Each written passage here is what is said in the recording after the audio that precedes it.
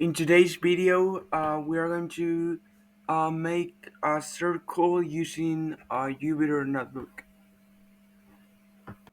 Now we are going to import some important libraries.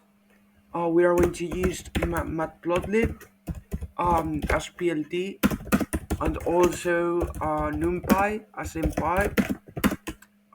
These are libraries which are important for data visualization as well as math structures.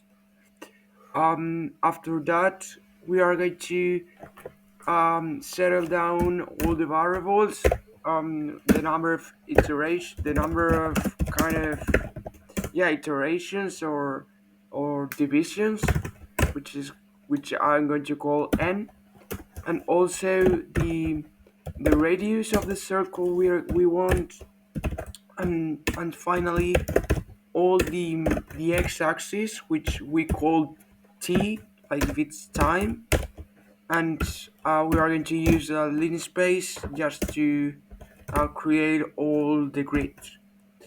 After that, we want to make the x and the y axis, so we are going to call the x-axis the radius of the circle times the cosine of that t grid, and then the y-axis is going to be exactly the same but with the sign, so that we go all around the circle. Remember that the t grid goes from 0 to 2 pi.